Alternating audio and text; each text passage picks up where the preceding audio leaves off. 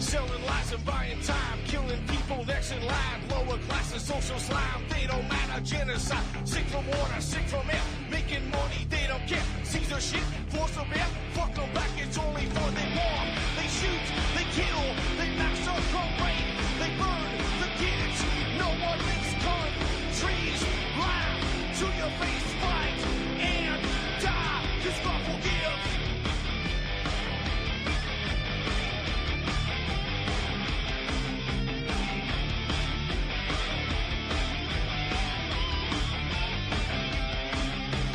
Selling lies and buying time, killing people next in line. Lower classes, social side, they don't matter. Genocide, sick from water, sick from air. Making money, they don't care. See their shit, force of bear. Fuck them back, that's only fair. They bomb, they shoot, they kill, they massacre, rape, they burn the kids. No one makes countries lie to your face, fight and die. Cause God forgives. Yeah. Coming back around again.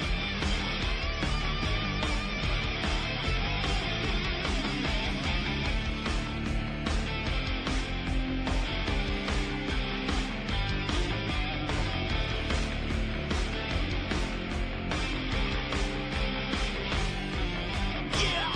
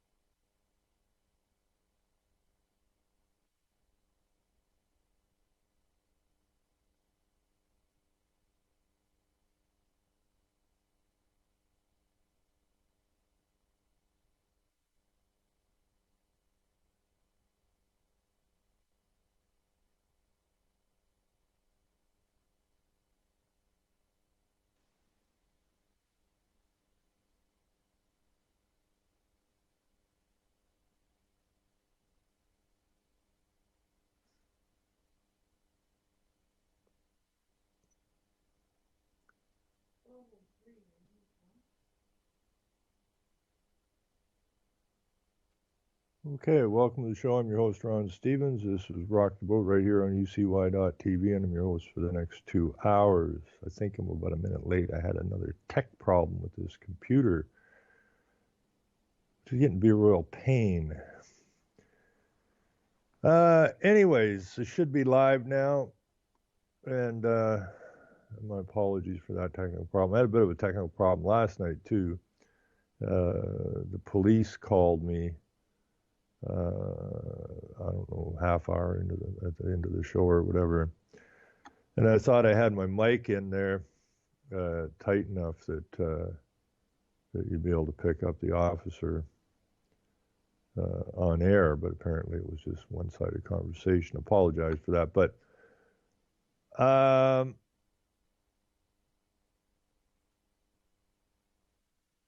yeah, I should be live now. But anyways, what happened last night, if you weren't listening, I was going to get my coffee, and I see a cop pull out of an alleyway, doesn't signal. I see him race down to the stoplight and across the intersection and pull over to the curb without signaling. Sat there for quite a while. I was talking to some people outside the store where I go to get my coffee. And then the cop pulled out from the curb without signaling again, pulled a U-turn on the road, drove down to the intersection, hung a right with no signal light again. So what I do is I say you got to hold their feet to the fire, everybody's feet to the fire. And so I called the police while I was doing the show over in Revolution Radio last night. And people got to understand some of this stuff, right? So I phone, and when I tell them there's the police, they really don't want to deal with it too much. They want my first and last name. They want the surety. They want the account, which is your last name. And so I said, well, all right, what's your name? And of course, I'm talking to the OPP, the Ontario Provincial Police Dispatch, and they won't give me their name. They want my name, but they won't give me their name. They don't want to give their names because the last name is their surety, and they don't want to get nailed. So, anyways, I explained the situation, and I had an officer, Wilkins, call me. And I thought I tucked the mic in tight enough to the earpiece on the phone that people could hear the conversation, but apparently it didn't work. But anyways, we had a decent conversation, but he said he wouldn't be issuing a ticket because they didn't break the law. And I found that rather odd because people get tickets all the time for not signaling. But according to the officer, he says, well, was there someone directly behind the vehicle? Well, not when they pulled out of the alley. Well, then there's no need to use a signal light. And when they pulled into the curb, was there someone directly behind the car? I said there was traffic on the street, but was there someone directly behind the cruiser? I said, I can't be sure of that. Well, then they didn't have to signal. And I said, well, when they turned back out into traffic, when they pulled the U-turn, one would expect the car to signal, or the driver to signal. Well, that's not a requirement. And I says, well, when they're at the intersection and they turn, you need to signal. Well, no, they don't. So I haven't had time to look it up yet, but according to him, there's a section 142 of the Ontario Traffic Act that says apparently you hardly ever have to use a signal light. He said, unless there's someone right behind you. Well, I said, so that's when you give the ticket. So in other words, what you're saying is you don't need to signal. You need to use your signal lights unless there's a cop behind you. Because if there's a cop behind you and you don't signal, you're going to get pulled over and given a ticket. So it doesn't matter. You don't need signal lights except when there's a cop behind you. Other than that, feel free not to use your signal lights. But it's just a show of respect for the other drivers. It's irritating as hell when drivers don't use their signal lights. Somewhat dangerous as well. Not as dangerous as when someone puts on the right signal light and then you pull out to pass them and the suckers turn left. That's a little shaky. Happened to me a few times. You be really careful with the drivers, but so, according to the police, you don't really need to use your signal lights, unless, of course, there's a cop behind you. But what I found kind of odd was when he called me up. Now, I did not give dispatch my last name. I did give them my phone number as they were threatening to hang up to have this other officer locally call. And when he called, he immediately referred to me as Mr. Stevens. Well, Mr. is a title, and the last name is, by legal definition, the surety or the account. And that's a fictional entity. So the officer wasn't really talking to me. He was talking to a piece of paper. But pieces of paper can't converse. Now, this is where it gets interesting, and this is the truth.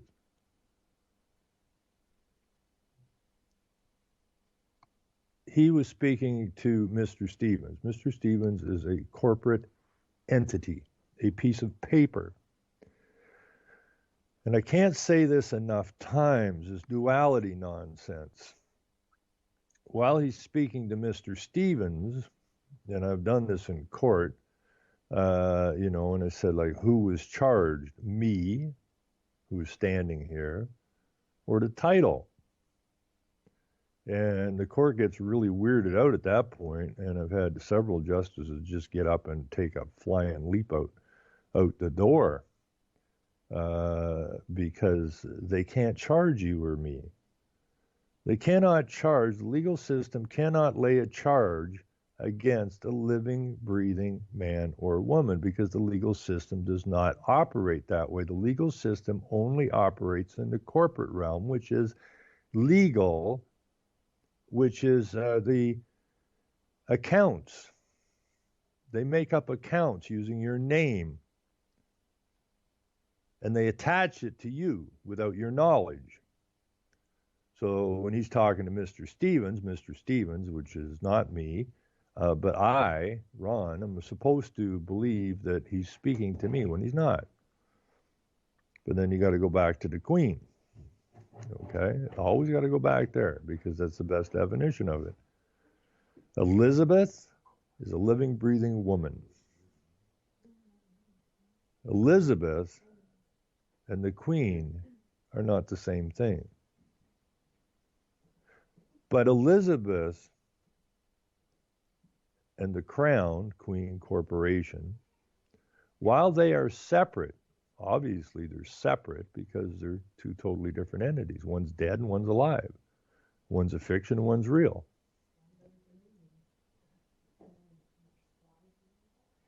But while they are separate, they are also indivisible. And that's the crux of the whole damn thing.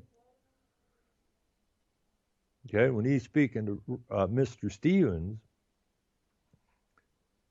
he's speaking to Mr. Stevens, the corporate entity, which is separate from me, but also indivisible. Well, that's legal nonsense. Because if you are separate, you're separate. And if you're indivisible, you're one.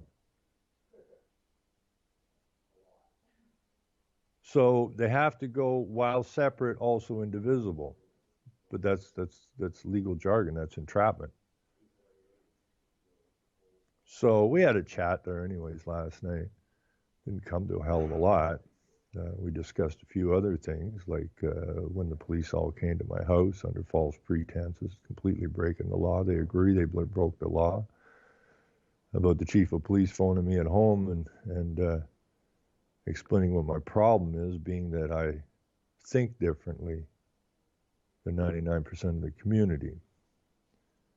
About the false arrests and all the rest of the nonsense that's been going on. But he, at one point, said I should be happy that they are giving out tickets because it helps to pay the cost of the police force.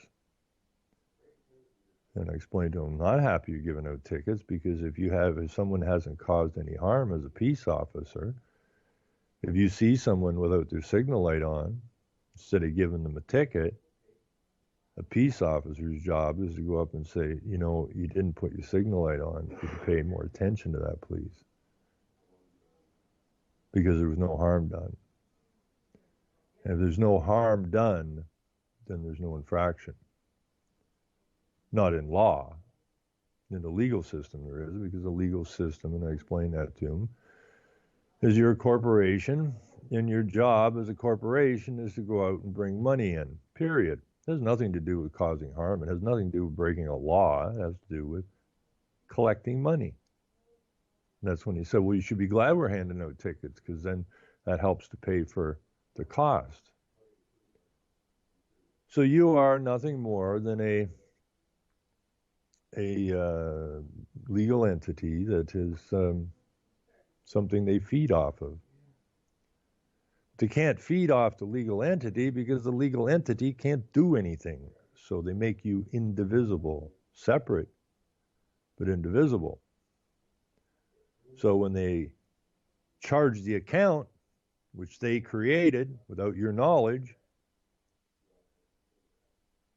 and they attach that last name to you, then you are on the hook for something you ought not to be on the hook for. It's complete and total fraud. And we have to deal with this. We can't just keep wallowing around in this nonsense. We got to deal with it. I mean, it is a fraud. Plain and simple, it is a constructed fraud. Now, as the Attorney General's office, speaking with them, agreed that we never left the feudal system. They've rebranded it a couple of times, but we are still in the feudal system. And we got to break that. That's what our forefathers left their nations for, was to get away from that tyranny, to start anew. That's why in the early 13 colonies, they were running lawyers out of there,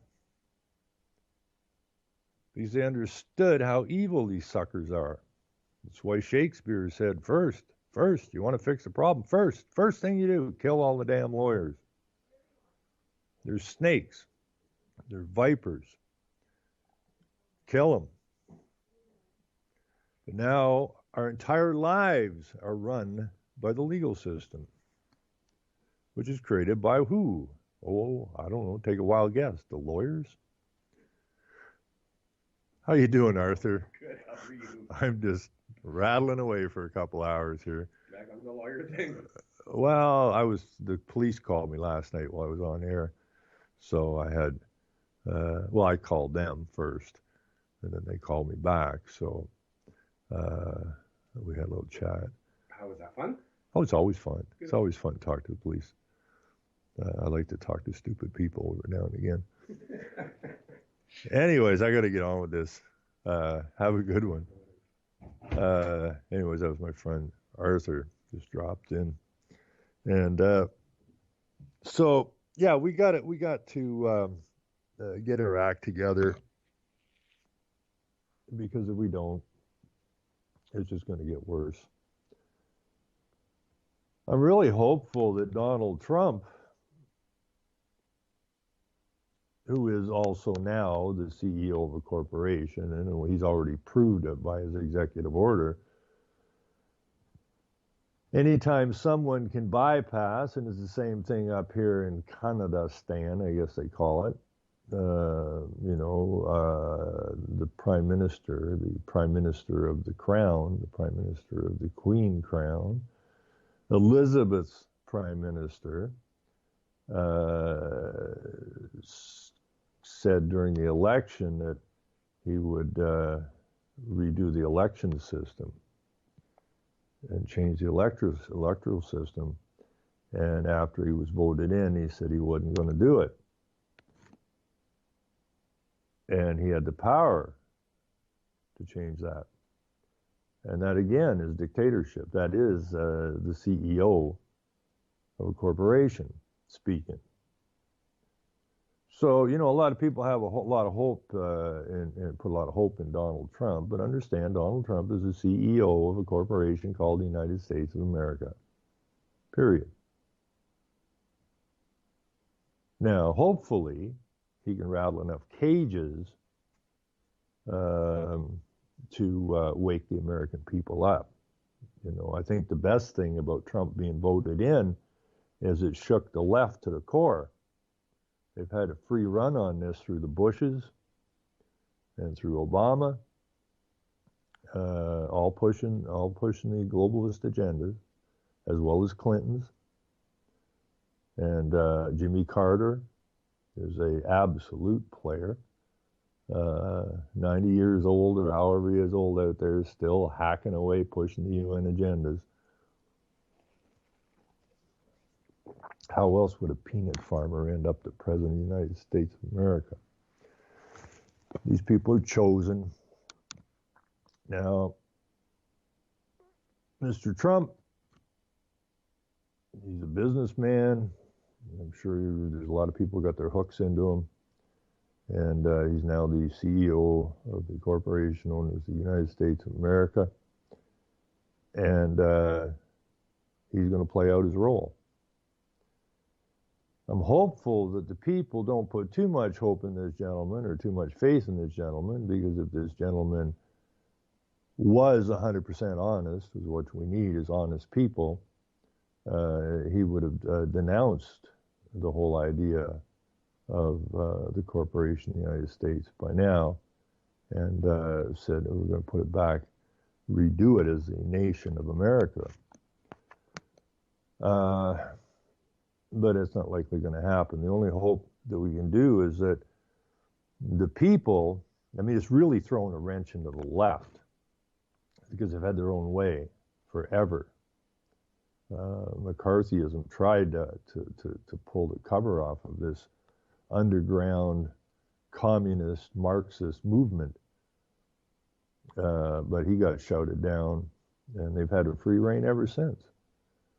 You know, absolute free reign. So from the 50s onward, the left has had total control of everything. And it's been propagated through the churches, through the schools, through the universities, especially through the media. And that's why the media is all excited now. You know, I can't even hardly read a story up here in Canada without the story somehow bashing Trump. You know, they could have a story about a lemonade stand or something, and somehow Trump's name would show up in there. I mean, it's so ludicrous. It's ludicrous. But that, in a way, is a good thing, because it shows just how bizarre everything is. Now, the people, though, need to take advantage of this temporary chaos here till they resettle things. The people need to forget about Trump, take advantage of the fact, the single fact that the left is freaking out. That's the beauty of it. The left has had their own way for so long, they finally get a slap in the head and they don't know how to deal with it. So they come out and they protest everything. Protest Trump, protest anything and everything. It isn't going their way. And it makes them look silly. And that's a good thing. But we have to take advantage of that somehow. We can't just lay back and say, oh, Trump's the president now, he's going to fix everything. He is not going to fix most anything. It's not his job in there.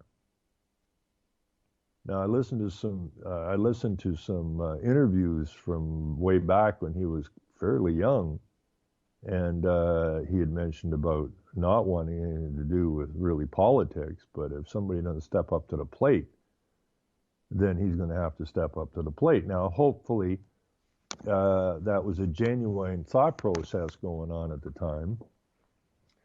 And, you know, people say he's not a politician. He doesn't have the capacity to run a government. Well, politicians certainly do not have the capacity to run anything. They cannot be trusted, and they shouldn't be trusted. And we see the result of the politicians. Every nation on the planet is bankrupt. Every nation on the planet is in dishevel. And so the politicians have done a wonderful job. But that's all part and parcel, too, of bringing about this direct democracy. Now, I find that rather ridiculous because the direct democracy, again, is kicked up by the same people who funded Occupy.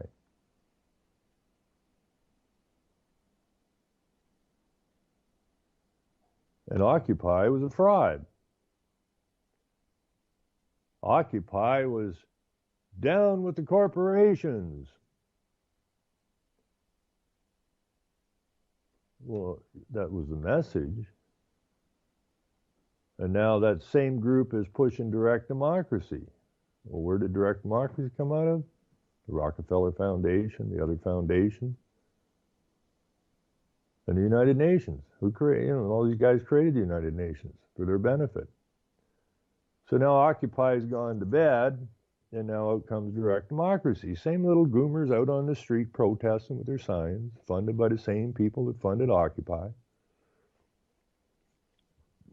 We need a better political system. This system doesn't work.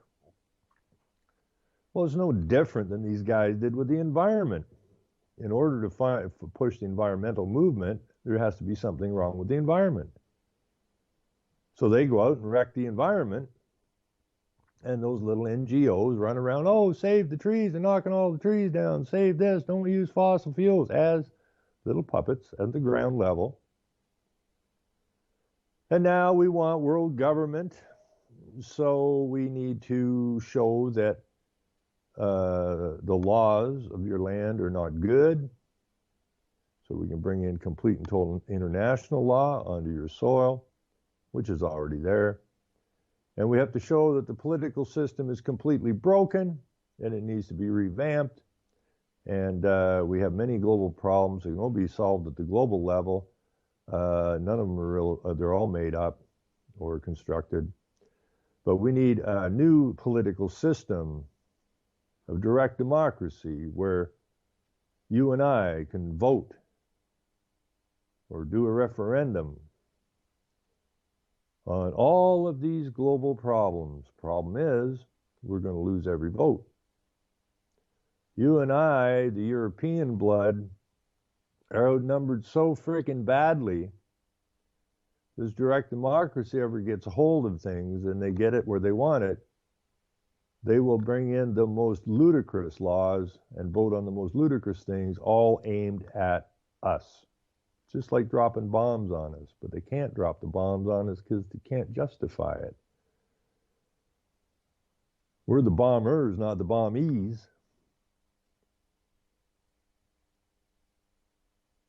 So they use a spiritual psychological war. Those are the bombs they're dropping on us. So if you get caught up in this direct democracy, understand that you are there to destroy what's left of your nation. You are a treasonous piece of garbage. Now, if you studied this at all, you know how it operates. This stuff comes out of the foundations, stewed up through the UN, same people. And then it's handed down to the NGOs who are supposed to protest in the streets and that. Now, people don't understand why Trudeau said that they would redo the electoral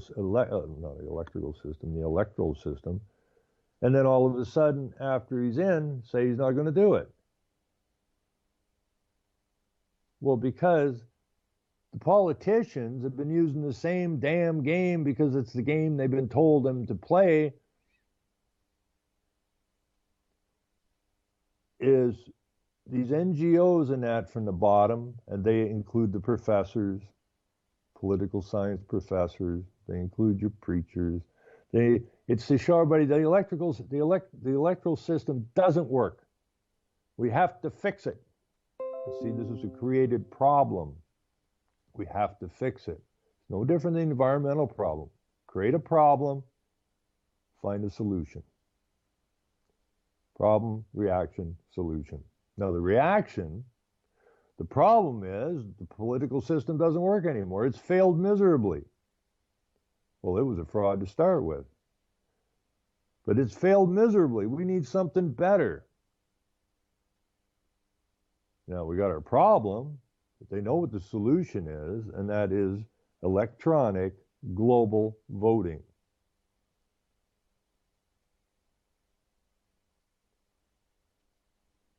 So that's the problem, that's the solution. Now we need the reaction. The reaction is, well, I'm not going to redo the electoral system, says the Prime Minister.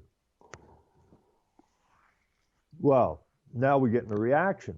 The reaction we're getting is protests across the nation demanding that Trudeau stand up to his promise when he was elected.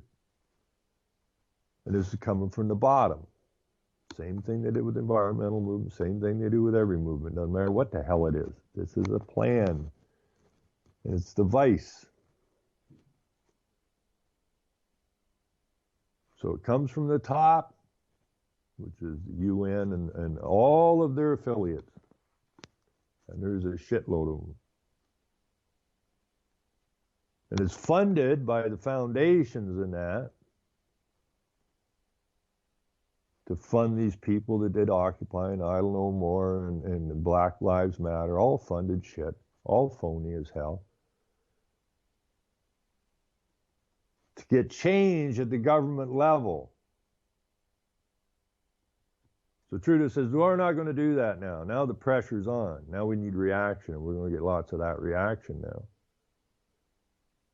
I was looking at our Communist Broadcasting Corporation last night for a bit, and when I was going through it, we have I don't know, they may have changed the stories out by this morning, but pretty much every province I was in had something to do with the requirement of, well, they had protesters bitching about the electoral reform. I don't know if I can find any of these today or not, but we're going to see more of it. Now, there's not a lot of protesters. Each of these places that I ran into was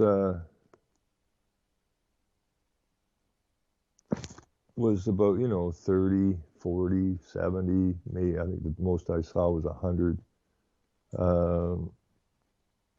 people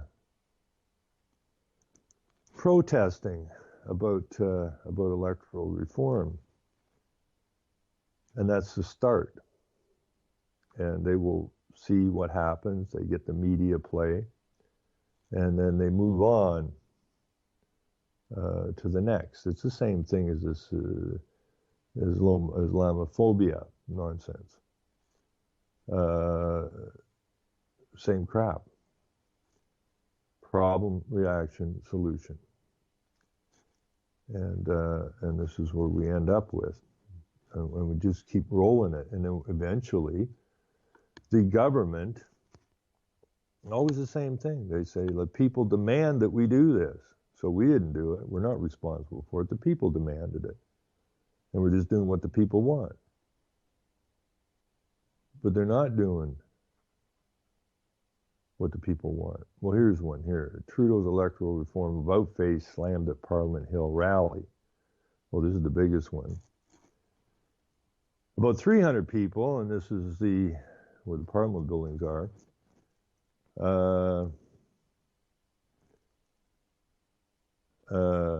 on the front steps of Parliament Hill Saturday afternoon to voice their support for electoral reform and their disappointment in Prime Minister Justin Tinkerbell Trudeau's decision to abandon this election promise. Well, most of these people, in fact, I can pretty much guarantee all these people holding these stupid signs up, first past the post don't work, make every vote count, and then, what's that in French there? Will your vote count?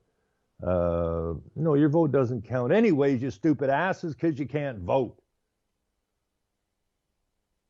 This is like watching a bunch of idiot kids who don't know anything standing out here in the cold, right? We want electoral reform. Now, if you went there and you asked any of these people, you could explain what it is you want. Somebody's going to puke out, we want representative government. What's that mean exactly? We don't freaking know, but we're holding up a sign because we got paid or told, and we're just a bunch of idiot people, professors and politicians and preachers and teachers and students. We're just a bunch of idiots, just like Brzezinski said he would turn them into over 2.5 to 3 generations, and here they are coming flooding at us from every frickin' direction. Lock these idiots up, give them a pill, tell them to wake up in 20 years, we'll have the world fixed. These clowns play to the media, and the media plays it to everybody else. And it's all set up. None of this stuff is spontaneous. It's a play being played out. It's like one of your reality TV shows. A reality TV show has nothing whatsoever to do with reality. And I know people who watch these reality shows. Well, it's a really good show. It's a reality show. It's not a reality show, you twit. It's a show. It's a play. It's a manipulation, because if you're stupid enough to think that something that is done and filmed in a studio or out in the backwoods is reality, then you have really lost touch with reality. Just like these people in this picture.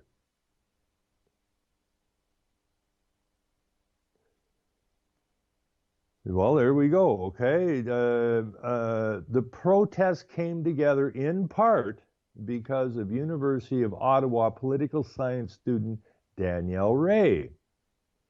Electoral reform is one of the main reasons I voted for Trudeau in the first place, Ray said, because I don't want to see more politics of fear and domination, which is the essential politics that is encouraged by first past the post. I wanted to see a new politics of compromise, negotiation, and cooperation. Now, see, obviously this came out of the University of Ottawa because what she just said was stupid. The 20-year-old, which would know nothing at the age of 20, started a Facebook group that was picked up by Fair Vote Canada and grew into a series of protests organized in 27 cities and towns across the country. Let's see. In a 7.5-minute answer Friday at a town hall in Yellowknife, Trudeau explained how he came to decide that pursuing electoral reform would destabilize Canadian politics, as it was an issue that only a minority of people cared about. I know people will be disappointed, Tinkerbell said, over boos from the crowd. This was my choice to make, and I chose to make it with full consequence of the cost that is possibly going to come to it. But I will not compromise on what is the best interest of Canada, Canada being a corporation. Now, this guy is puppet supreme. Okay, he's told, push electoral reform, now take it away. Now we're going to get us the reaction we're looking for. Now, Réal Lavergne, president of Fair Vote Canada, said he's seen a tremendous amount of anger and disappointment in the Prime Minister since the promise was broken. If he was a dictator, which he is, by definition, he could do that. Well, he just did it. I mean, that's how stupid these people, but these people, I will look up this Réal Lavergne, or whatever his name is, president of Fair Vote Canada, and check him out. But you know he's a facilitator, or he wouldn't be president of Fair Vote Canada. Okay, so he's being funded by Rockefeller, Soros, the United Nations. Somebody's funding his ass. If he was a dictator, he could do that. It would be his choice. In fact, he's not. He's the leader of a democracy. No, he's not a leader of a democracy. Lavergne told CBC News Saturday that Trudeau is a leader of a democracy. He can't do what he just did because he would be a dictator. Well, of course he's a dictator. No different than Donald Trump. They both have executive order. They're sitting at the head of the corporate table. The cabinet, okay, is the board of directors. Now, the board of directors can come in there and say, you know, we'd like to do this and we'd like to do that. But when the smoke clears and the CAO slams his fist down on the desk and said, you boys listen to me, this is what's going to go down. And it's exactly what goes down. So call him a dictator, call him the CEO of a corporation, call him whatever you want. But for these clowns to say if he was a dictator, he could do that. He is a dictator by definition, and he can do it because he just did it.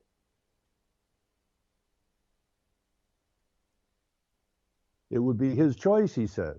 Well, Trudeau above said he made the choice.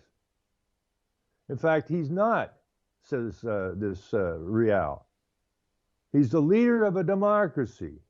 Well, what is the word democracy? It comes from the word demotech, and what does the word demotech mean? It means to divide, and Trudeau is the leader of a party. And what does etymology call defined party to divide. So democracy has this is a democracy, he says. Yeah, it is a democracy in that sense because it's a divided nation, and a divided nation cannot do anything but fall. And that's the plan. To destroy nation states, to bring them under the umbrella of the United Nations and the bastards that created that thing into a world government. And this electoral reform is about world government, about giving the power of the vote to a central entity, a central world governance body, like a huge EU. And we said how that worked out for everybody. So he goes on, he said there's a minority that cares a lot about proportional representation, and it's going to influence their behavior going into the next election. There could be a price to pay for this. Green Party candidates and NDP MPs also spoke at the rally, calling on the crowd to punish the Liberals the next time they go to the ballot box.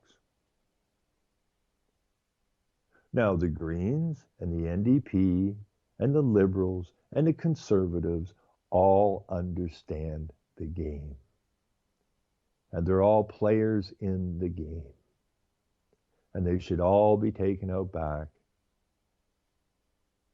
And I don't know, I don't want to say anything too rude, but maybe we take them outside and put them in a big playpen and put them in diapers and stick a soother in their little, whatever they identify as, mouths. And put them somewhere they can't cause you or I or anyone else any further harm. But you're going to see this grow. This movement is going to grow.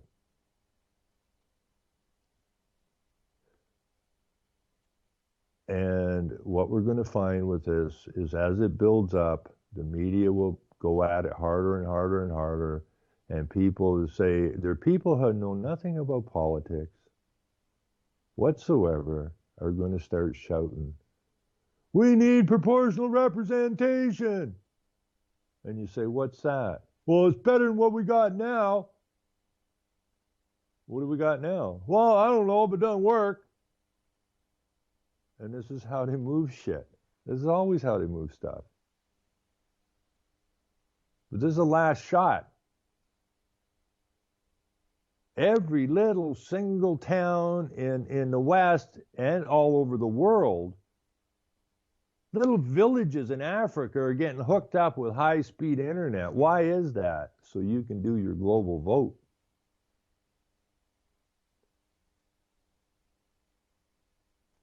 And the votes will come out something like, the West are energy hogs. Should they be forced to use less energy, more equivalent to what they're using in Zambia?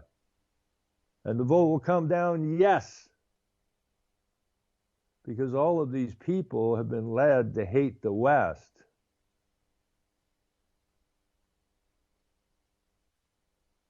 It's about equality. Global equality. Now, even if the water shortages in these other towns, in these other countries was purposely done, and they will be playing over to these other countries. Look at these suckers in the West. They're having 14 showers a day and they bath their dog. While you sit here in the dust trying to suck some moisture out of a cow patty. Is this fair? Absolutely not. Well, then that's a global problem. It's a global bloody problem, water distribution, and we need a global vote. So why don't you, 5 million people, or 5 billion people, outvote the 2 billion people, and we'll take all their water from them and give it to you. Oh, we're up for that. Boom.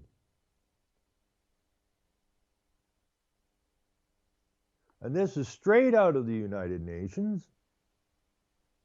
They want to reduce your water usage by 75% of what you're using today. They want to drive your electricity use 75% lower.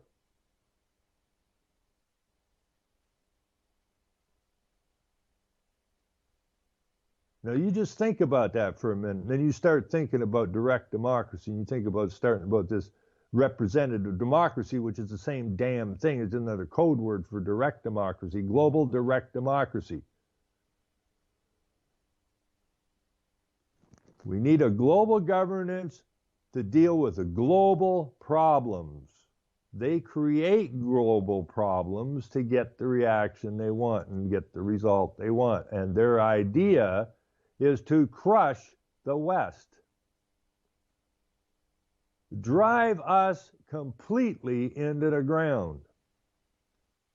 Not with bombs. Remember, this is World War III. It's a psychological, spiritual war. So you don't got to pick up a gun. You got to use your mind, your morals, your spirit. That's our tools to fight back with. Those are the tools we win with. And we better start learning how to use those tools, or we're going to lose. I mean, it was Morris Strong, Rockefeller's environmental bum boy, who said, isn't the only hope for the planet that the industrialized Western nations collapse? Isn't it our responsibility to help bring that about? Now that's a declaration of war against the West. An out declaration of war. And if we can't stand up to that and protect our nations, then we deserve exactly what they got planned for us. You got the same groups of people.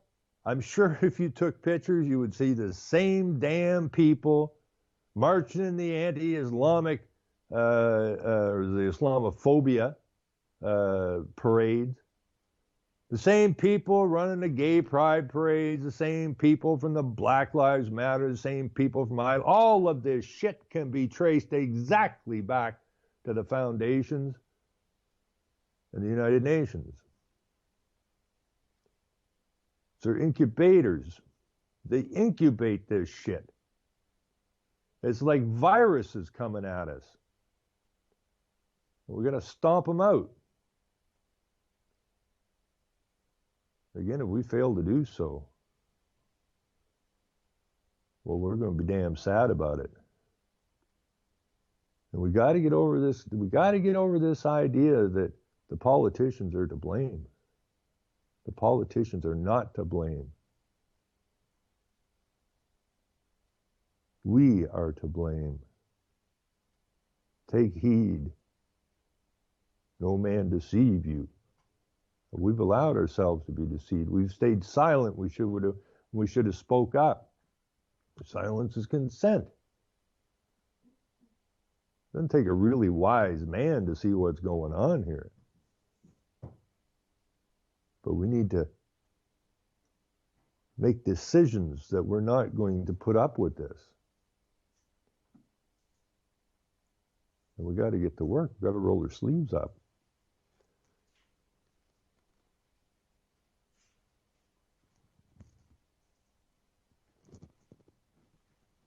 Now, if somebody's got something to say on this, which I hope they do, you can call into the station here at 1-718-717-8296.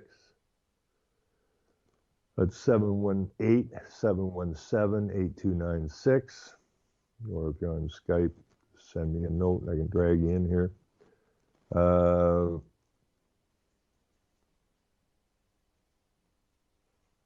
Yeah, hemp. I'm big for hemp. I see a note about hemp rope in here. I'm big for that. And personally, I don't really, you see, I don't wish to hurt anyone. I don't wish to harm anyone, and I don't wish anyone to harm anyone else. But this group of psychopaths, and they are amoral. Only an amoral man can go out and kill another man and feel no remorse about it.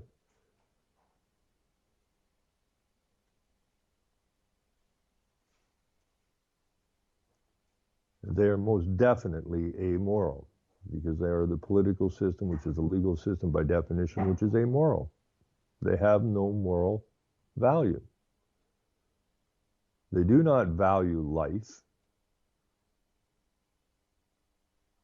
especially yours, but they rule our lives. And that's nuts. We gotta have to we're gonna have to fix it. And we can fix it. I was so happy yesterday we got back from London, and I wish it was the other London. I could have went and visited Charlie and the Queen there. Well, I can't visit the Queen unless I look at a piece of paper. Visit Elizabeth and her inbred son, Charlie. But we went to London, Ontario. But when I got back, I did get a call from a friend of mine who's been harassed and did not register his last 3 children to the state. The state is very upset about that, not because they're worried about the children. It's that the children, once registered, are equity. They are security for loans.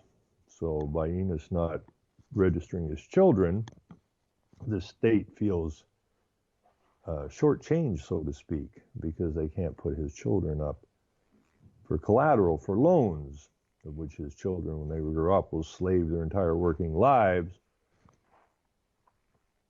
to pay the loans that were taken off on their backs. Slavery. Sometimes I think about that, working man hero from John Lennon. I mean, John Lennon he was so easily used, it was nuts.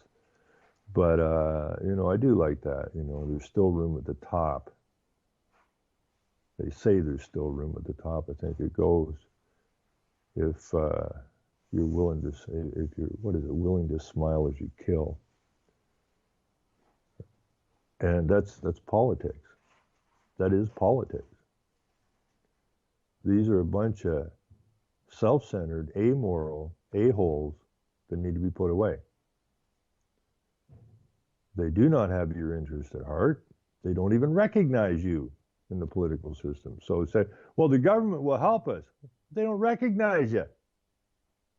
The legal system does not recognize a living, breathing man, woman, or child. So the government's going to help us. Wrong. They're going to use your ass. They're going to lie to you. They're going to manipulate you. They're going to deceive you. They're going to commit fraud against you, but they most certainly are not going to help you because they don't give a damn about you, because they don't even recognize you. They move accounts around. If we put something into this account, that'll help this account. Not about you. It's about their accounting process. So if they can put a little bit of money in here, you say, oh, they're helping us. No, they're not. They're moving accounts around. They're moving money around in the accounts. It's never for your benefit, because they don't recognize you. I mean, if you haven't watched the boardroom scene from the movie Network, go watch it. That was the movie in a nutshell. It wasn't about screaming out windows, we're mad as hell and we ain't going to take it anymore. That's what they want you to do. Because if you're yelling out your windows are mad as hell and are going to take it anymore, you're of no serious threat to them. If you understand the boardroom scene, then you understand the game. Every country is a corporation. You are an account. Period. You don't matter. Now, they bled you dry. There isn't a country on the planet that isn't bankrupt.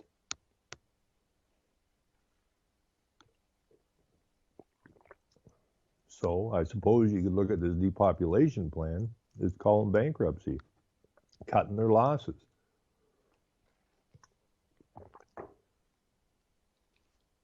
What do they call it when they go into, the company goes into bankruptcy protection, I guess you would call it, that if we can take away your water and take away your hydro and take away your life, and under the bankruptcy protection, we need to get rid of 2/3 of the population in order to facilitate this bankruptcy protection and have the company come out smelling okay again. I mean, you can look at it like that because that's exactly what it is. It's just a corporate, and you're nothing more than an account. Get that through your head. You're nothing more than a stupid account, piece of paper, and you mean nothing to them. If you meant something to them, would the governments be sending the youngest, brightest, strongest men and women to be slaughtered in a battlefield that they created if they cared about you? If they give a damn about you? If they even recognized you? It's business, it's accounting, and you're an account. But the worst one is to make you accountable. Nowhere is the government accountable. You're accountable,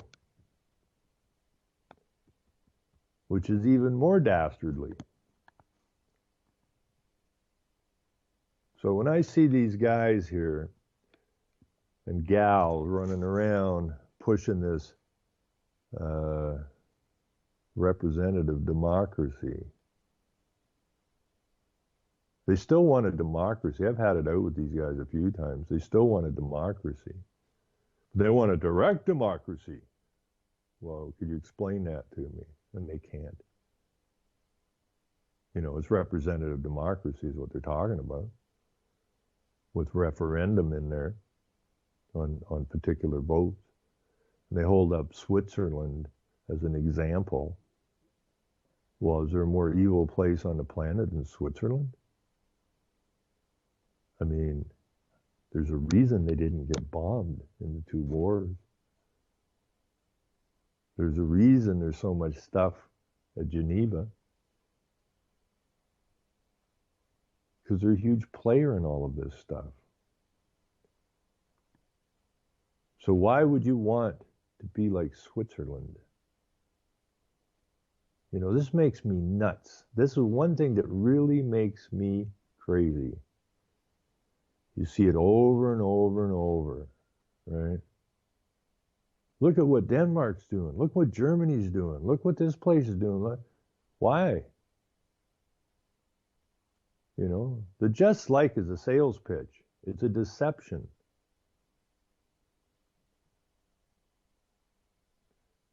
Why don't we in our nations forget about the other nations and deal with working with our nations to make our nations work?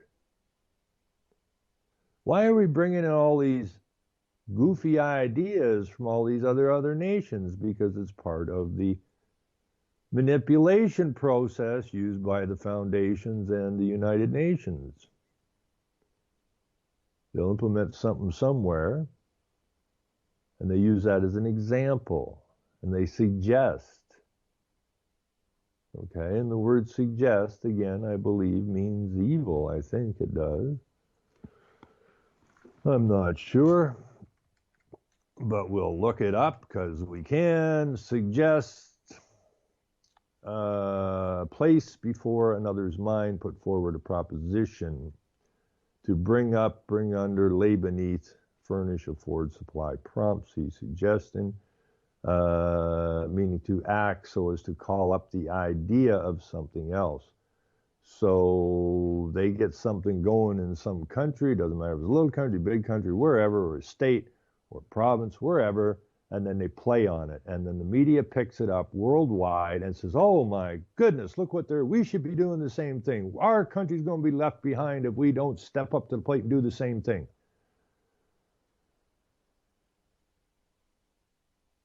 It's deception. And this is it. This is suggestible. We are suggestible. We are capable of being influenced. Because we don't think for ourselves.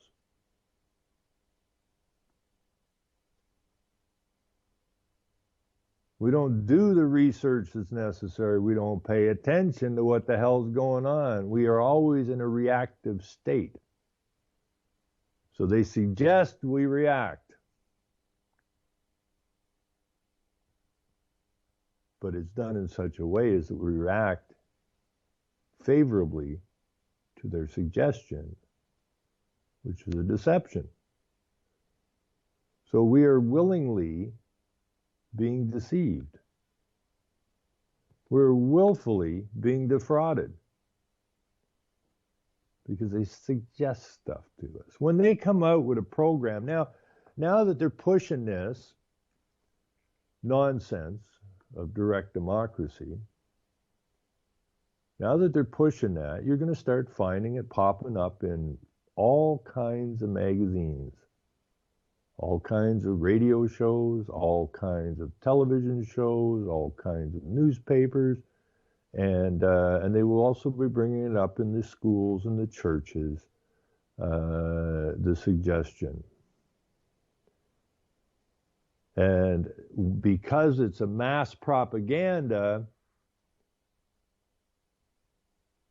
and they know most of the people, the vast majority of the people are capable of being influenced. So they just keep pounding until everybody accepts it and it becomes normal. Totally abnormal to normal.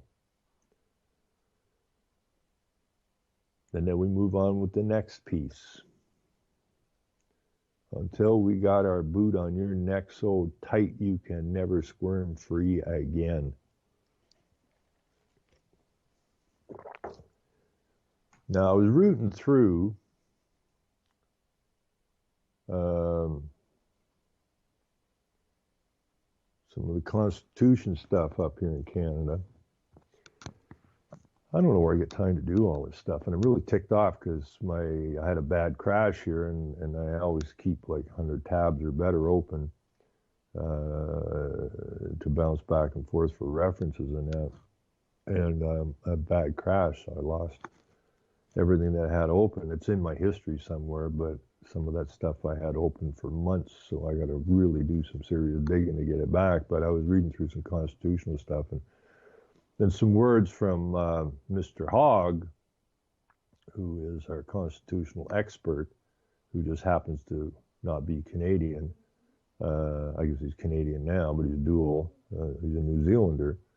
So it takes a New Zealander to come to Canada to explain the Constitution to all the other constitutional lawyers and the government people and that. So this Mr. Hogg, who's not even born Canadian, seems to have put himself in the position of the go-to guy for constitutional questions. Now, I don't have it in front of me, but I will find it. But the word egalitarianism or egalitarian, I can't even say that, whatever, is French, meaning equality. MC equality, it says, originally often in despotism, such as the government resulting from the French Revolution, or the ideas of communists. And these words are in here in the Constitution, and it's about, it says, see, equality. Okay? Now, communism is, or Marxism is, about equality. It's just like Morris Strong says that we believe, or he believes, which is his people, believe in socialism. Well, what he said basically was he believes in capitalism for him and his friends, and socialism for everyone else on the globe. And that can be looked at as equality. Well, somebody's got to run the show. That would be him and his buddies. Now, he's dead, thank God, but we still got these guys running around and the program's running around. So it's equality for everyone on the planet, which goes back to the direct democracy, where they are going to vote on a global scale for the global problems, so that you are as dirt poor as somebody in some other little shitbox country. Even though you have all the resources here, you will not be allowed to touch them because it's not fair. Okay, and it's all about fairness and equality. Evenness, smoothness, uniformity. In reference to amount or number, and that's the amount that you use, the number of people. Equality, parity, similarity, likeness, also sometimes with reference to civil rights. Uniform, identical, equal, and that goes back to the United Nations. It says also a state of being equal, of privileges, rights, etc. And this is the globalist plan,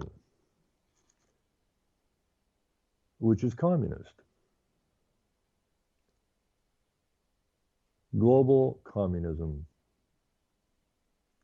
or Judaism, I guess you could call it, because it was the Jews that took down Russia and turned it into the Soviet Union, and now we have the European Union,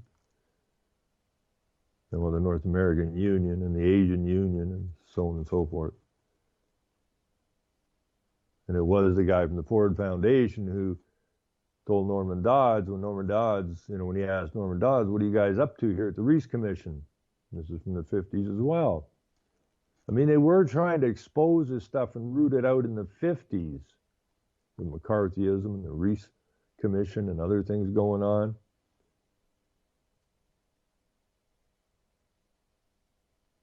But it all got shut down. So again, they've had free reign, especially in universities and the churches and politics ever since. 2.5, 3 generations. That they've been working, and they figured when they got that done that they could do whatever they wanted with us, and so far they've proven correct. They have been able to do whatever they want with us. We haven't pushed them back one little bit. We keep rolling over and accepting their global problems like they're real, and we keep accepting their global solutions like they'll accomplish something. So we have been stupefied. And we got to shake that off of us and get back to thinking, acting, men and women. So they want everyone to be identical, state of being equal, of privileges and rights, which takes us to the universal human rights of the United Nations, where everyone, not some people, but everyone, has the right to adequate, and I can't say that word enough, adequate water, housing, education, and so on and so forth, which is equal across the board. So be prepared. If you're not prepared to stand up, be prepared to watch your living standards slide into the toilet, and watch the future of your children go nowhere, and watch your country fill up with the state of Islam, who they are actively putting their people, and encouraged to do so by your politicians, teachers, preachers, and the media, to get involved in civil government.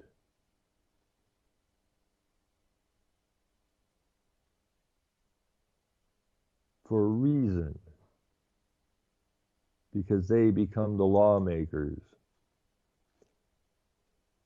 And I have discussed, I've said this many times, I had a very long discussion with the Muslims, and they are absolutely convinced that the Quran will be the Bible globally, and Sharia will be the global law.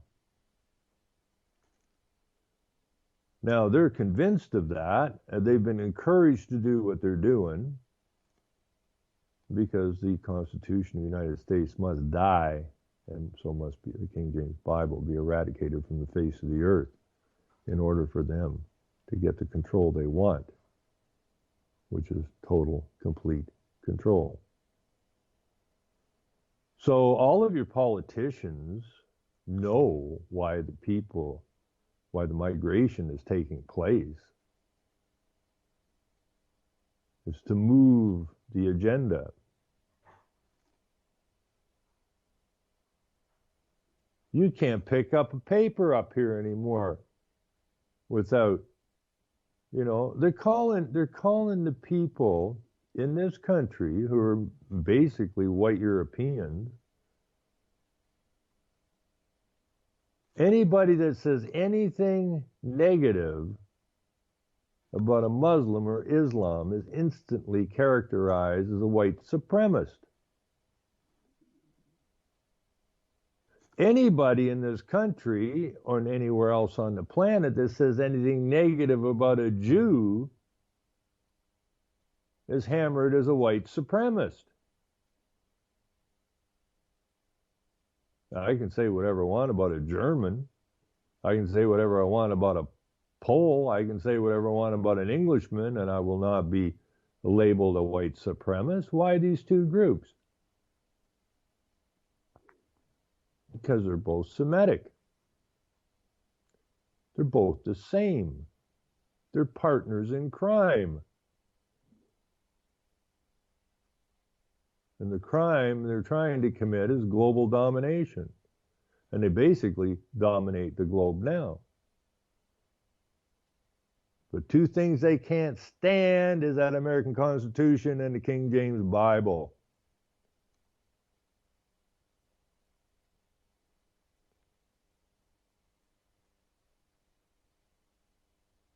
And they're coming to destroy it. And they're coming to destroy your nation. Isn't the only hope for the planet that the industrialized West collapse? Isn't it our duty to help bring that about? And that's exactly what your politicians are up to. Now, Trump, on the other hand, he's throwing a little bit of a wrench into this for the time being, but he's still hooked to the hip of Israel, which makes him a player. Because it wasn't just the United Nations they were trying to create through World War I and World War II. It was also Israel. World War I didn't bring anything really about. It got the League of Nations in place, but the United Nations didn't sign on. Israel was offered a state in Africa. They didn't want it. And so World War II, hundreds of millions of people killed throughout these wars. And in the end, when the dust settled, there stood the United Nations and the State of Israel, hooked right to the hip. So Donald Trump, being pro-Israel, he's anti-American. And that may rub some Americans the wrong way, but that's a fact. So he's playing out a part. I haven't got finger quite on exactly the depths of that part or where he's planning on taking it to. But until he wants to give the UN the boot. Absolutely. But if he gives the UN the boot, he's got to give Israel the boot. Because booting one out don't change nothing.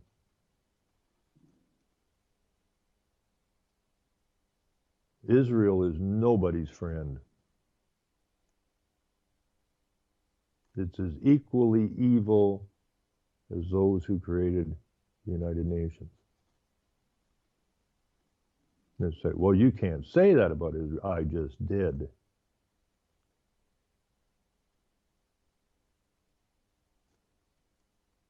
You can't say anything negative about a Jew. Why not? Well, you can't say anything negative about Islam. Why not? I can say whatever the hell I want to say, whenever I wish to say it. Well, you could get in trouble. We're all in trouble. We're all deep in trouble. We better quit sticking our heads in the sand in fear. We better figure out how we're going to stand up to this nonsense and put things right. Teach your children well, I think, is in a song.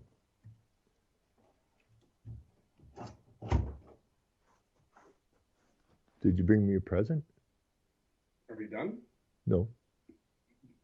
Are we gonna go up to the store? Oh, were you? Yeah. I've been. When? Early. Oh, okay. I stole your lighter. That's what I was. I went doing, to get a coffee. Bringing you a present. We're having a little intermission here, folks, just for a quick second. Yeah, all right. Nice walk. Yeah, nice day out. The wind's supposed to get up to 99 km this afternoon, so I could get a little ugly, but I better hurry then. yeah. I'll see It you. maybe it'll blow Justin Trudeau away. Who knows? Maybe this is a really big wind and it'll clear out our legislative buildings, right? Yeah. What the hell was that? Just flew by the window. I think it was Justin Trudeau. And a roar went from the crowd. It would be good. Anyways, just having a little intermission there. Art was back, and but I'd like to hear some. I was very proud yesterday because I've been hammering on people for years. They got to run, and you say, "Well, why would you run an election?" You say the voting is a fraud. Well, yeah, it is a fraud. It's an absolute fraud. But if you're going to change something, you need to change it from the inside. That's where the power base lies. And so you need to get inside the gates. And we need to step up to the plate. And so I was pretty pleased yesterday, when I got back from London. And Enos called me. Like I was saying, he didn't register his last 3 children. I think the last 2 or 3, whatever. I can't remember if he has 3 or 4 kids, but the last ones, he's only registered 1, which was the first one, and then it started dawning on him. Some truth started getting at him, and he has refused, and he's been beaten down on. But he beats back, and he uses the same system they're using to beat him with. So they're clubbing each other over the head right now, and which is good because he's holding their feet to the fire. He's not consenting. He's not being silent about it. And so when we got back yesterday, the phone rang, and it was Enos, and hadn't talked to him for a bit. And, he says, I've been giving this some thought. He says, I need to run for mayor. I said, absolutely. Absolutely. Now, in Ontario here, it costs you $200 to run for mayor, and it costs you $100 to run for council. That's not a big chunk of money. It's not the billions of dollars that are spent to run for the President of the United States, or the hundreds of millions of dollars spent to run for Prime Minister of this so-called nation. So, people spend more in a month on lottery tickets. Some people spend more than that every day on lottery tickets, hoping to win. Well, we're not going to win this buying lottery tickets. We're going to win this by getting involved in it and rolling up our sleeves and making some commitments. That's how we're going to win this. And so I'm very, very pleased that Enos called yesterday, and and decided he's made the decision he's going to run in the next election, which is 2018. So I'm very, very pleased about that. There's a couple other people that are thinking about doing it. It's not scary. And, the most important part of running in these municipal elections is the fact that you get to speak to people. People are open at the door because they know you're a candidate, and you can walk up to the door and have a conversation with somebody. You can hand them some literature to read. You can put a blog together and send them to the blog, your campaign blog, if you will, to explain the nuances of some of the deceptions that have been going on all these years. It's all about education. It's all about getting knowledge to these people. It's all about getting them to see and know, because once you see, you can't not see, and once you know, you can't not know. That's the change up. And again, that's the only reason I would give Donald Trump any credit, is because he's got the left having a heart attack, and that's sweet. Now, that may be planned, it probably is, but regardless, it is bringing the left out to look like the absolute lunatics they truly are. And that should help strengthen other people. I hope people just go, see, Donald Trump said now all the loony lefts, they're all protesting. We just won't worry about that. Well, you better worry about it, because that's your opportunity. If you let this opportunity go by without some action attached to it, we're going to end up right back where we were. I mean, take worst case scenario. And I hope it doesn't happen, because, again, I don't like to see harm come to anybody. But worst case scenario is that within the next 6 months or so, Trump takes a bullet. And that deflates the people. And the left take control again. Now, I'm hoping nothing happens to Mr. Trump. I do hope Mr. Trump tells Israel to take a flying leap, which is highly unlikely. But in the meantime, while we have the left having a heart attack, and the people looking at the left, they're starting to see, I believe they're starting to see something very, very, very wrong with their nation. So this is when you take advantage of that. This is when, if there's a city election or a county election, you got to run. You got to run. People say, I don't got to do nothing. Well, that's true. But it's on you.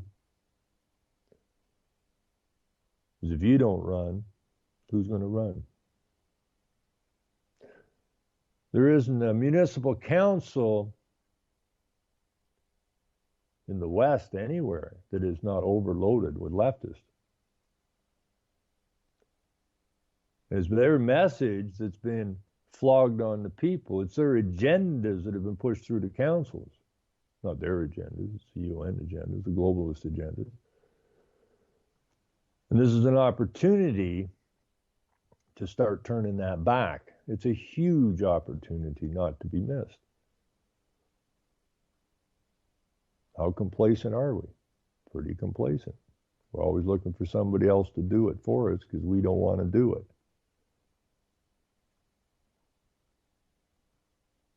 Well, if you want a job done well, you end up doing it yourself. So do it. Don't wait for somebody else to do it. Just do it. And hopefully when they see you doing it, you inspire them, your friends, your acquaintances who have the same mindset as you, that it's time we took back our nations. Maybe you inspire them. And they go, are you really running for council? Damn straight. We got work to do.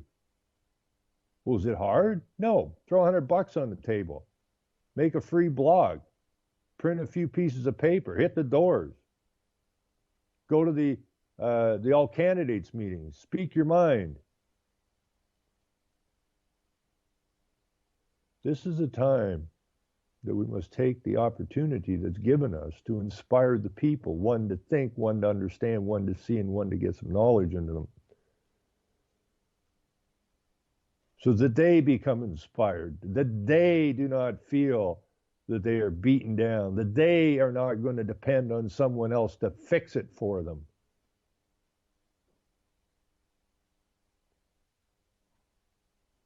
And then we go get them. Once we got enough control, then and only then do we have the power to metaphorically kill all the lawyers and move our nations back to law.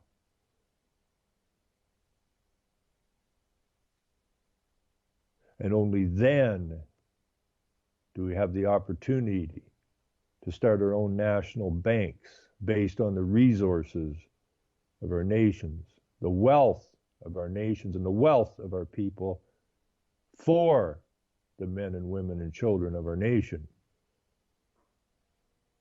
Then and only then do we have a crack at freedom and peace. So if you're not prepared to do a simple thing, to put $100 down on a table and put your name there, ain't even your name because you can't vote, but it's not important. Because we live in the fictional world. We're fictional characters. And the election is a fiction. So while you're still a fictional character, because we're still in the legal system, you want to get back to law, you got to get rid of the fictional system. So you're stuck playing in the fictional system right now, whether you like it or not. So jump on in, call it reality TV if you will. Jump on in and have some fun. The water ain't that bad once you get used to it.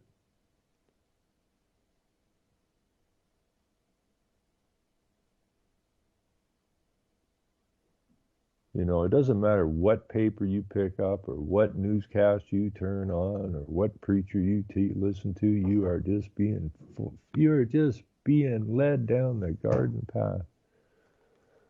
We were going to London yesterday, and what the hell were we talking about? Me and my brother-in-law. We were talking about. I brought up the statement of Rockefeller from '99 in Baden-Baden, Germany, who said that something needs to take the place of government, and business seems the obvious entity to do it. It's a global business. And he says, wow, that's weird. And I go, what? Because I don't have a TV. He does. There's a new show on TV called Incorporated or something with Ben Affleck and some other guy. And that's what they're talking about. Well, exactly. And what's that guy's name? Damon or whatever? I'll look it up. But anyways, if you look up that show, Incorporated, he's telling me what it's about. And he said, this is exactly what you're saying. That's what Rockefeller said. Well, that quote of Rockefeller, this is the show. Well, yeah, because they always tell you. They can tell you on TV the absolute unequivocal truth in a show, and people go, oh yeah, but it's just a show, it's not real. But then they'll tell you reality TV is real. I mean, some messed up people are. But, Ben Affleck is up to his behind in UN and the other, I don't know these TV people or movie people anymore. I forget what the hell's this other guy's name. But these guys are all UN players. And they're all getting paid big bucks for you to sit there and watch them in their TV shows and their movies. Will they take you down from the inside as they crush your mind and destroy your spine and beat your spirit into the ground? And these guys, oh, they're movie stars. No, No, they're deceivers. They're deceivers, they're liars, they're fraudsters. Marxists, communists, globalists, whatever the hell you want to call them. But they don't make these shows for your entertainment. They make these shows to suggest to you. And you are suggestible. So that's what these shows are about. Now, I was talking about something else about the euthanasia programs and that going on, and they call it assisted suicide, and he said there's another show on TV. He said, I don't watch that one either, but it's called Mary Kills or something, and it's about some woman who goes around assisted suiciding people. They call her up or something, and she comes and whacks them,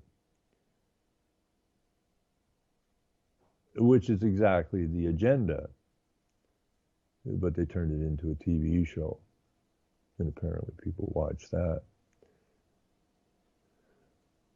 It's all about suggestion. Life used to be precious, not to those who run the world. At least our lives were never precious, because it took us from being men and turned us into humans, which are animals. And they are the farmers. And they farm them animals. That would be you and I. And if the population gets too big and the field gets too small, got to call the animals. There's your environmental movement for you in a nutshell.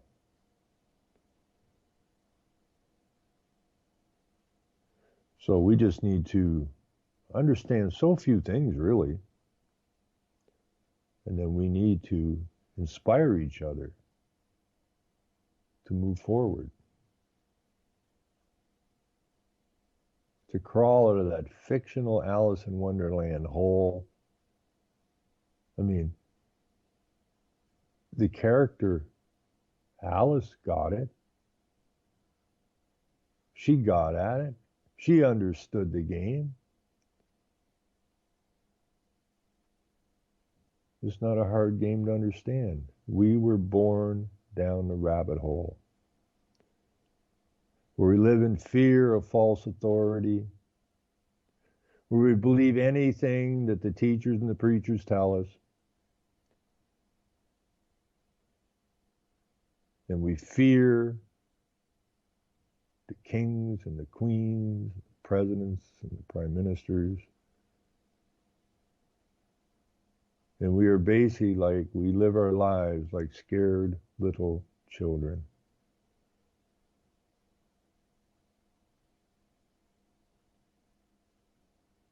So we need to get out of that rabbit hole. Don't go down the rabbit hole. You was born in the rabbit hole.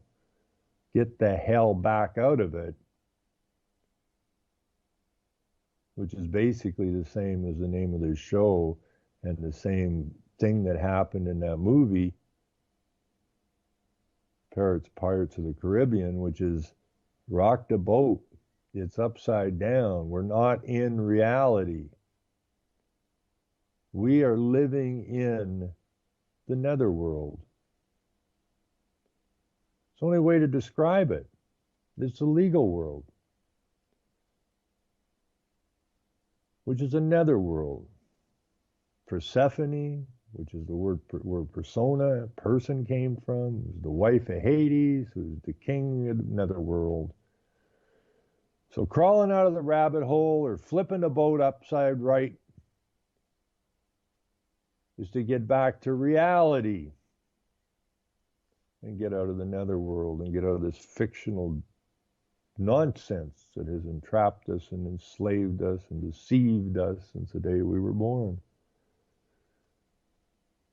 Again, that's the only way you're going to get freedom. It's the only way you're ever going to see peace. Because these clowns that set this up, your democracy pits the people against each other. The party pits the people against each other. The wars that they create pit the people against each other. You will never have peace. It's not set up for peace. It's set up to keep you divided while they build the world, as George Hunt had, the world in our hands. And George said, in whose hands? Their hands.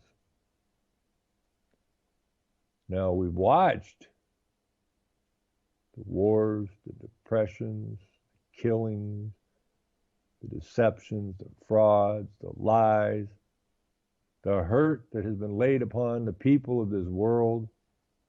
Do we really want the world in their hands?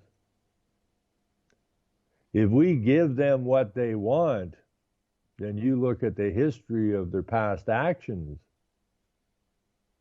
It doesn't take an intelligent man to figure out the outcome of this is not going to be pleasant.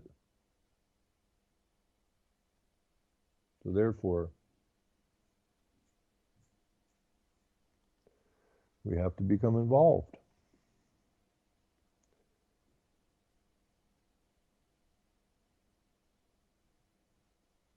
I mean, the players, they have the capacity because they have all their little facilitators that come out of the universities and the school, and they've already got all the preachers and that in their hip pocket, and the politicians, the media. It's very easy for them to set up these national protests or these global protests. Very, very easy for them to do so. Not so easy for us. We don't have the financing. We don't have the networks. But we do have the majority of the people. So therefore, we really don't need big finance. We don't need mainstream media. We just need to commit to each other. That our nations are important to the men and women and children who call these places home. And we have a responsibility to each other to put our nations back into a free, peaceful position where we're not divided.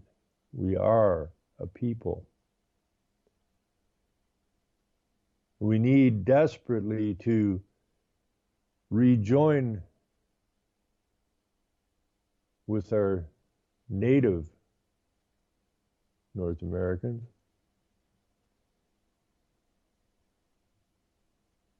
who were culled, who had their societies destroyed. They've always been divided from the rest of us, basically held in captivity.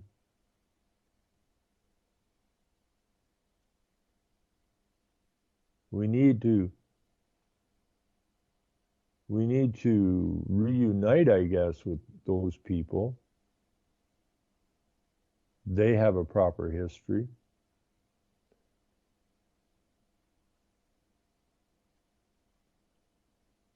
Some of the native leaders have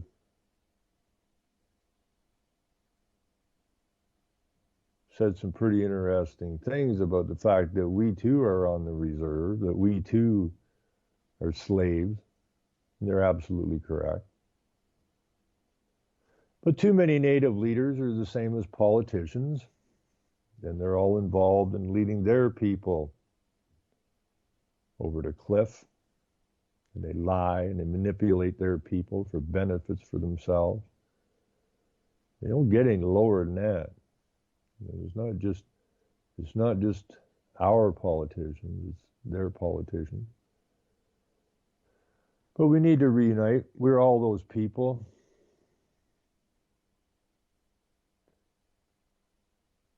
They've divided us for so long. You know, I had a friend when I was about 11 or 12. when I was Renfrew, Ontario. And I think they were the Renfrew was about 10,000 people at the time. And I think they were the first black people in our town. And we were white. And so they moved into our subdivision. And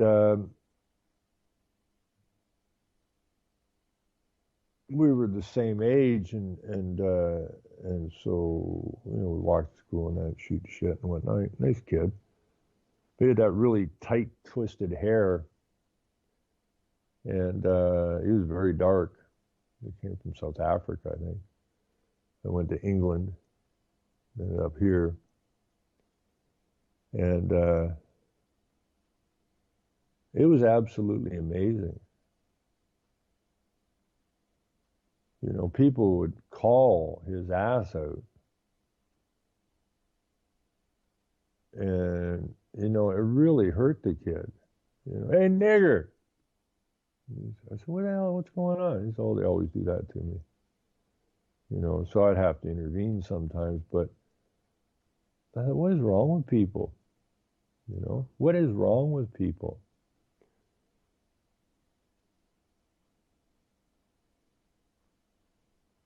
It's like the store we're working on now is owned by Koreans. And there's only, I think, 2, maybe 3 Korean families here. And it was always a white store. And then the old retired farmers would go up there and shoot the shit and have coffee and whatnot. And when it was sold, and the Koreans took over, these guys quit going there. And I've said this story before too, but my father-in-law, he wouldn't go there anymore. He said, no, we're not going there anymore. They're Koreans. Meaning what? What is that supposed to mean? And, well, they're Koreans. Okay. Have you met them? Well, no. So you're making this judgment about somebody that you haven't met. That's no good. So he went up and he met the people. And he came back and I said, did you meet them? He says, they're really nice people. Bingo. Now, it's not about the people, individual people. It's about the movements. Now, I'm sure I could meet some Muslims and get along just fine with them. I have the ability to get along with most anybody. Until you start your bullshit. But see, the individual is not the problem. It's the manipulated movement of the people for a nefarious cause or reason that is the problem. I have relatives who still think every native is a drunken, welfare, good for nothing. Why do my taxes have to pay for their welfare kind of an attitude, which was instilled in them, suggested to them, in order to keep these people divided from one another.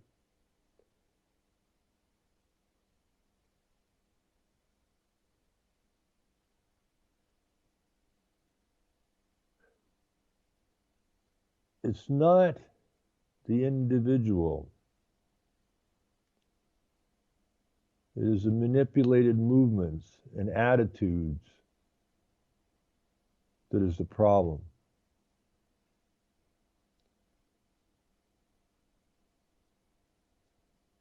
I don't know why I can get away, or I get along with most anybody, because I don't think I carry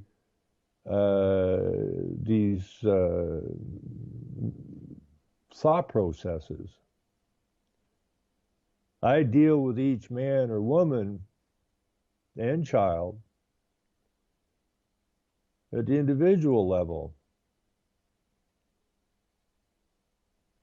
If you're an asshole, you're an asshole. If you're good people, you're good people. It doesn't matter what color you are.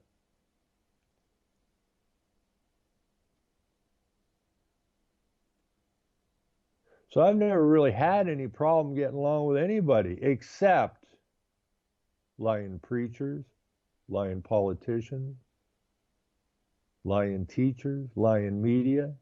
These people I have a problem with because it is their intent to cause harm,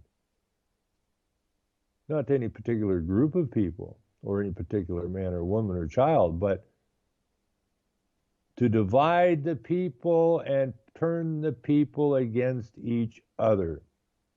Now, this has nothing to do with human rights or anything else. And they say, well, how can you talk like that and be anti-Islam? Simple. I'm talking about an individual and I'm talking about a movement. Is the individual evil? Well, we'd have to find that out. Is the movement evil? Absolutely, no question.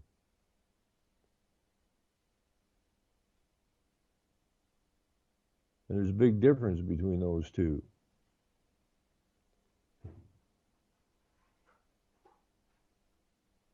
You know, when I talk, I wish other people would have been there. I wish I could have recorded that or something. When I had that 2-hour conversation with the Muslim youth, and they weren't all young, they had their handlers with them. But you know, it was a really quiet, interesting conversation that lasted 2 hours. And because nobody else in the town showed up to it, we didn't have any eruptions or anything, so we could sit there for 2 hours at the library and discuss things. It was brilliant. But what it come away with is that they have been told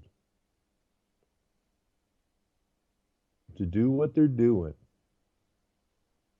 These are foot soldiers. They're facilitators. And they are here specifically to work away in whatever fashion is required to make sure, because they've been told that their religion and their law will dominate the entire planet. And that's got them excited. Why wouldn't it?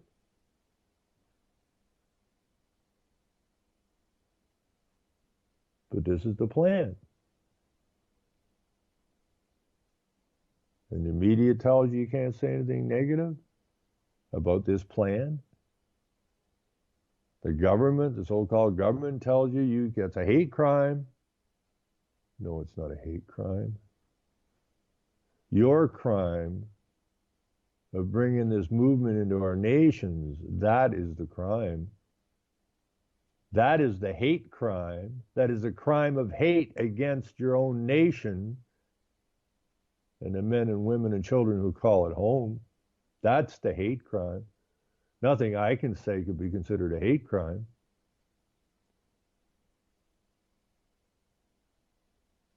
Our so-called leaders have turned against those who that they are supposed to represent.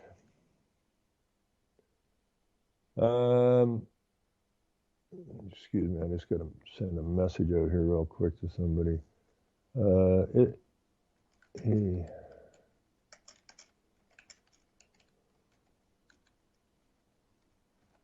There. So what are we going to do? We're going to step up to the plate and get something done.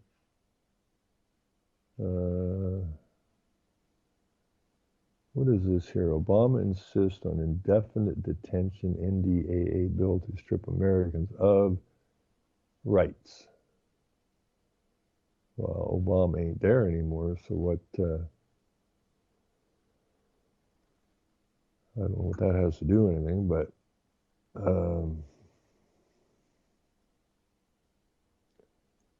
anyways.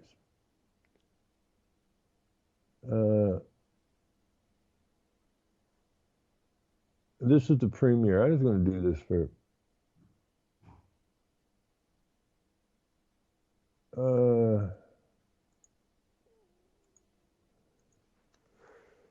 the Premier of Alberta, another woman, and that's all United Nations crap again.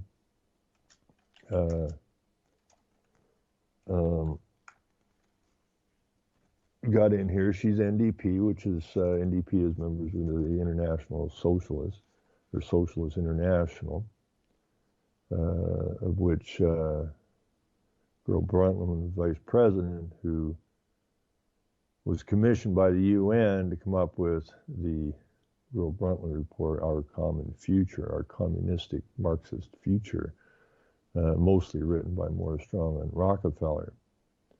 But anyways, Alberta Premier Rachel Notley says she's troubled by anti-Muslim posters that appeared on the University of Calgary's campus this morning. Why? What's that got to do with you? Nothing. The university says security removed 40 of the profanity-laced posters which call the religion barbaric and show what appears to be a burning Koran. Last month, posters surfaced at the University of Alberta in Edmonton targeting Sikh people. Notley says both incidents are unacceptable and she encourages people to speak out against that kind of hatred. Okay, so now she's a voice. She's supposed to be running the province, but she's got her panties in a knot over some posters. University of Calgary President Elizabeth Cannon says the posters don't reflect the school's inclusive, diverse, and caring culture, which is communism, Marxism, the death of your nation, end of the KGB, and so on and so forth. She says the university is working with police to find out who put up the posters. This is a big crime wave of some sort or another. Meanwhile, this crazy woman, and all politicians are basically crazy, and that's why we need to put ourselves in the political field so that we balance craziness with intelligence at least. You got a whole room full of crazy people. You're not going to come up with an intelligent outcome. It's not going to happen. You're going to come up with a crazy outcome. That's why these people are vetted to run in the elections, so that they build up their craziness. So when the UN crazies tell these crazies what to do, these crazies, oh boy, I guess we get to do next. Yeah, we get to carbon credits, lovely. Yeah, plant a tree, we get to do that. They're all crazy. They're out of their freaking minds.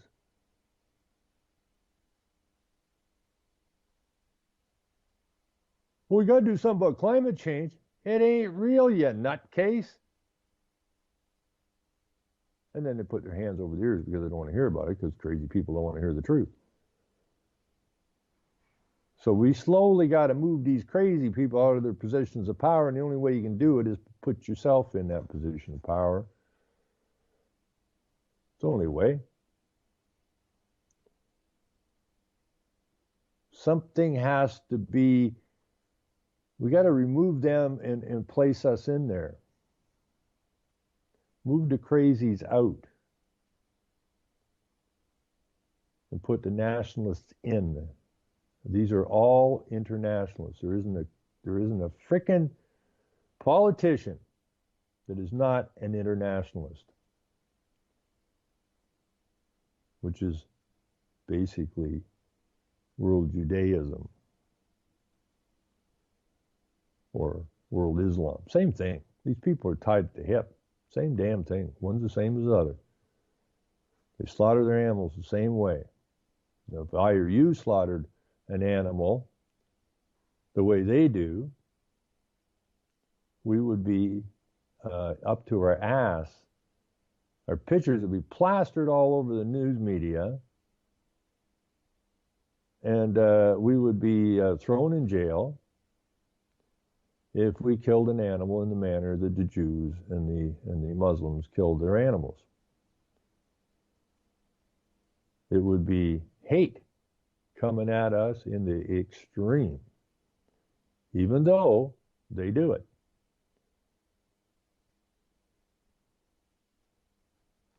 You know, my brother-in-law, he's a bricklayer and a stonemason. They were doing a fireplace. And he was explaining to the lady about this vigil they had here in town about the gentlemen that were killed in the mosque in Quebec. And she said, well, you know, this is terrible what's going on. And he says, well, you know, the same thing I said is that, you know, all of these so-called rights you women have fought for all your lives, right, are about to go poof. Because the story I read from the Owen Sound paper is that everyone was welcome at the mosque after the shooting. Everyone had to remove their shoes, and the women could not enter the mosque without headscarves because they had to follow the rules of Islam. Now, that's not diversity, folks. Okay? You're not welcome into their realm unless you come into their realm as them. That is not diversity. Now, it also said in that story, which Bruce brought up to this woman that he was doing the fireplace for, and there were other women in the building, we don't know how many, because they were behind a screen. These are the Muslim women, behind a screen not to be seen. Now, that's not inclusivity. That's exclusivity. These women are excluded.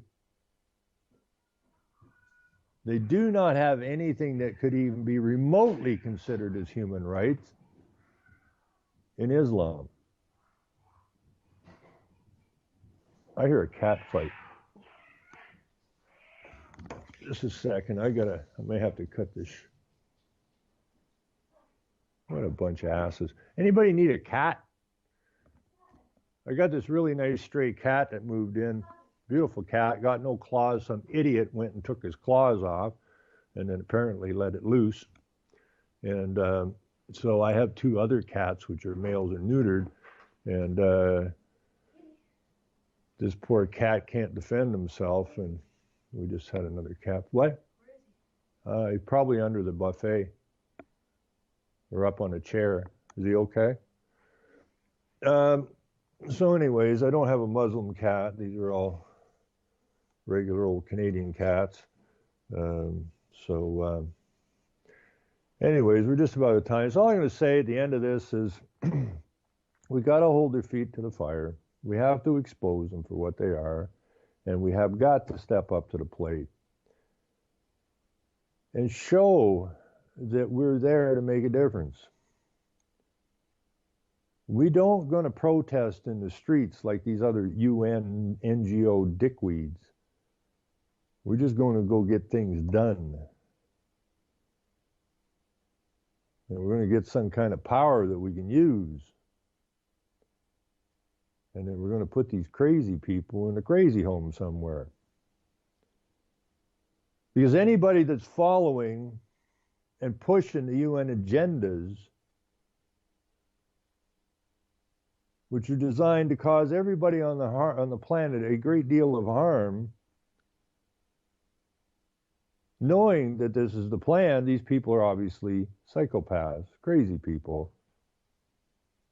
And we need to remove them one by one until we got control. And then we make our big changes. Anyways, that's the show for today, folks. Thanks for tuning in. And apologize last night because I didn't get that mic in there. I thought I had it. And then I got a one-day but take care of the fact